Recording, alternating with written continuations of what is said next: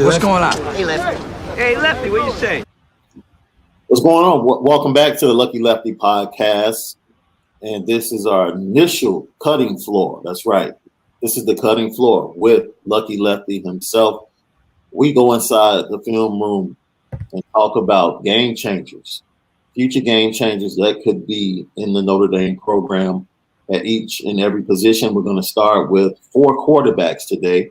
And as always, Lucky Lefty podcast is presented and sponsored by Honor.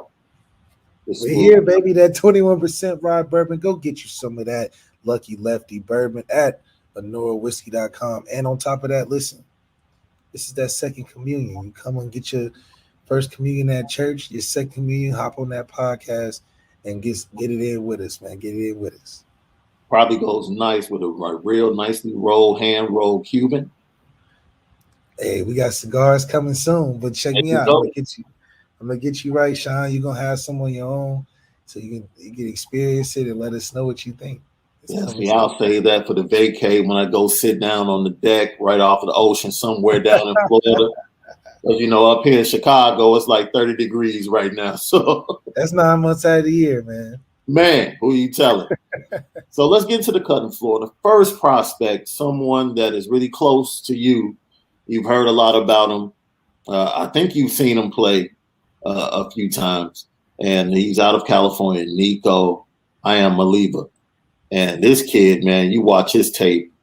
It is absolutely amazing. Tall, rangy, can move well, has a cannon for an arm. What I like about him so much and why he's a difference maker is that, one, he's 6'6", but the good thing about him being 6'6" is that he's not afraid to let that thing fly. He's gonna try to make plays down the field. He's not afraid to take a hit. And him being 6'6" and being able to move like he can, it's like almost the Kevin Durant of college football that we can have as a difference maker. It's something that looks different on our QB roster.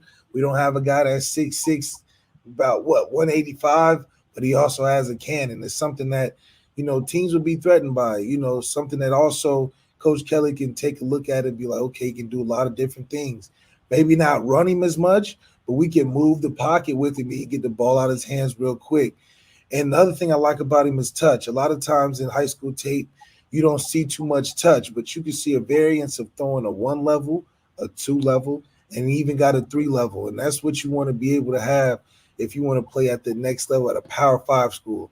Throwing hole shots like that, that's not easy to do, but to be able to put enough touch on it to where you can make it a catchable football, that's what you want at that Power 5 school level. So I like what we looking at Nico. He's at Warren, so it's not that far from me.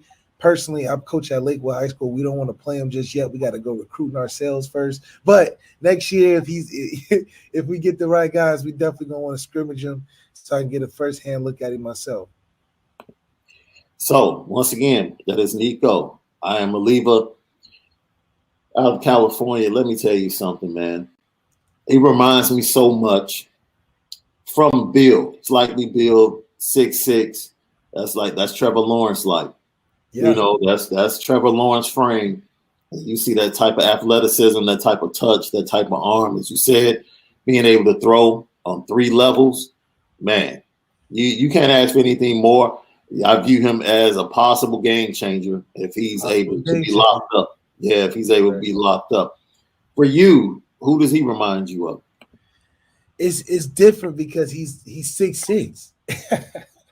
So when you get in a guy like that, it's not a trend to have taller quarterbacks like that at the next level of NFL, but the game is changing. You see guys that are similar kind of with Trevor Lawrence that can move and are tough on the run game.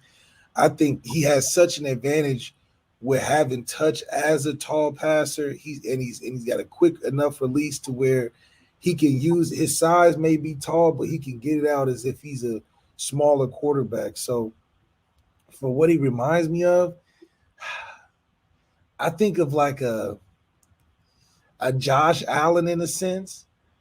Maybe not, he doesn't have the build on him. He'll get that in college. He'll get some meat on his bones in college. But from a rangy athleticism to being able to throw the ball all types of levels and make all the throws and be able to move like he can at that height. I give him some Josh Allen comparisons for sure. All right, let's go to the next kid out of the Breadland Midwest basketball country, Avery Johnson from Kansas, dual threat quarterback, 6'3", 180 pounds. I like the touch. You talk about touch. When you see these high school kids being able to drop the ball in the bucket, especially on the move, it's pretty impressive. I like this kid a lot just because, he's got a little swagger to him when he's playing. The only problem I have is that this looks more of like a fit in a style that you would want to go with. So as at Notre Dame, this looks more of like a style of what Tyler Buckner would fit into. We're taking shots down the field, and if it's not down the field, we're gonna let him play some backyard scramble ball, and he's accurate on the run. So that gives us a good dynamic of what, recruiting of what we want it to look like down the road when we're recruiting guys like this in RPO, a guy that can play in space, make guys miss. Those are some of the things that you would want to see that a lot of teams are using in college football, and maybe that's a trend we want to head down. Tyler Buckner is a good start to maybe that's the trend. But if that's where we're going, then guys that we got coming down the pipeline like Steve Angeli, I don't know if that's the same style that fits together. So we go to the state of Tennessee for our next prospect, Jackson Arnold. This kid, far more polished than the young man we just talked about out of Kansas, but look at him move up into the pocket. I like that, knowing how to maneuver in the pocket, not running out too fast. Nice throw in the red zone for the touchdown. And once again, these youngsters, man, having this touch, especially on the deep passes. That's impressive. This is a kid that I like a lot because, this is somebody that is more like a Jack Cohen style. Is a kid that can develop in the system for 3 or 4 years, push the guy that they probably want to start with more talent. But if a kid ever had to get in, he'll be able to be functional and productive. And it's a good guy to have on your roster that can probably help develop the room as a whole. He's got a lot of efficiencies to his game, a lot of talent, whereas he knows what he's doing, and that's somebody that can grow a room and develop a quarterback relationship to where there's a good rapport between him and everybody else. So he fits into that Drew Pine kind of fit for a team like what we have, to where if he ever had to get a chance to go in a game, he can be productive.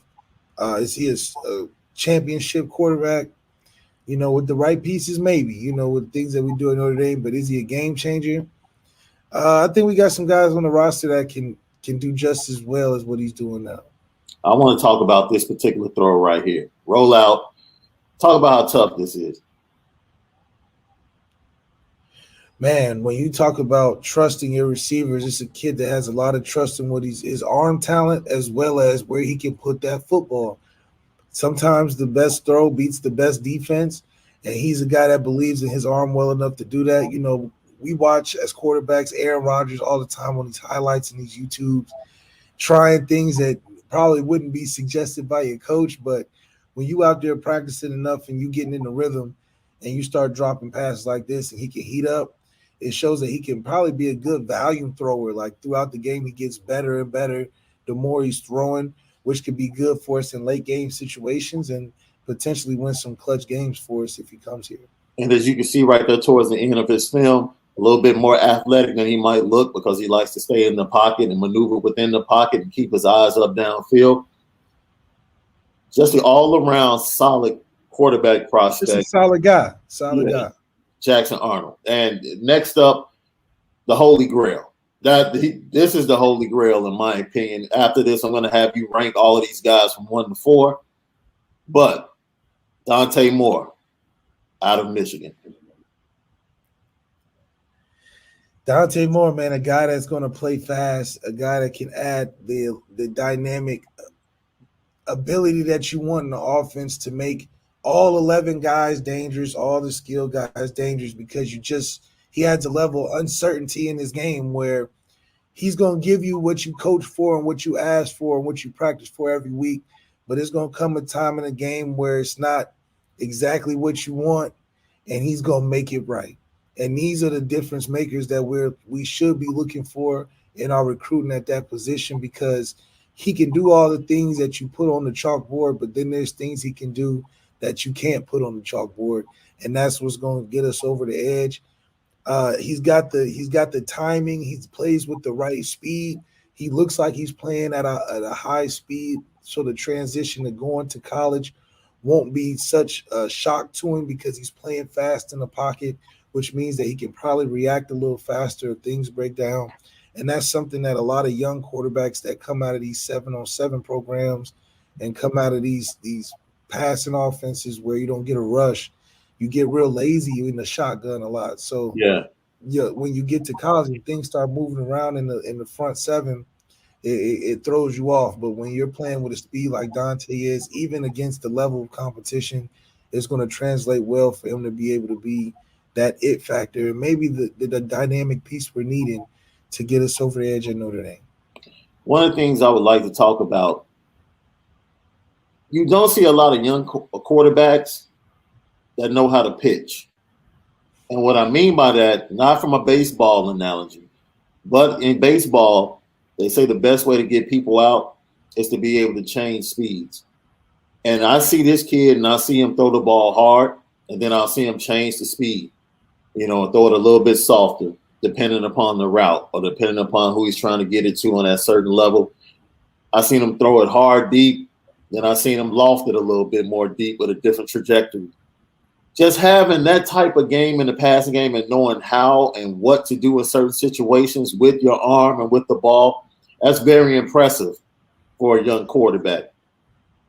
Yeah, I love the fact that, he's able to put enough zip to fit into the windows that is on the right timing. I mean, he's going to plant his foot and he's going to be strong in the pocket and deliver the football. And that's a lot of what Coach Kelly wants to see in young guys, is guys that can stick his face in there and deliver the ball. A lot of what Jack Cohn is doing, I think that's the difference between him and Tyler, is that Tyler's adjusting and acclimating more to sticking that foot in the pocket and letting it go. Jack's more accustomed to it because that's the best part of his game. So it just works out that way. But to get a kid to come in and do that, it'll probably set forth a lot of wins in the future. All right, that's the cutting floor. Those are your 4 quarterback prospects that may be in South Bend. Before we go, I'm going to put you on the spot. Give me your wish list out of those 4 prospects. Man, I like Dante Moore a lot, man. It's hard not to put him as my number 1. I think it just will give the room a different flavor, or go with Nico. I think that's that different flavor, that different mix. Seeing a 6'6" kid that can move around, run around, and throw the ball deep, something that could be an advantage for us, and we'll see what we get. But all the guys they're recruiting right now got the potential. Let's see if we can enact on that potential and make it right. For Malik Zaire, the original Lucky Lefty, I'm Shaun Davis. This has been The Cutting Floor. We'll have more game changers and prospects coming up for you throughout the season. Go to Lucky Lefty Podcast channel on YouTube. Subscribe right now. Like, share, let everybody know we spin it different over here at the Lucky Lefty Podcast. Until next time, peace out. Peace out. You're listening to the Lucky Lefty Podcast with Malik Zaire. Never will there ever be another like me. You can play the left, cause it ain't no right in me. And Shaun Davis.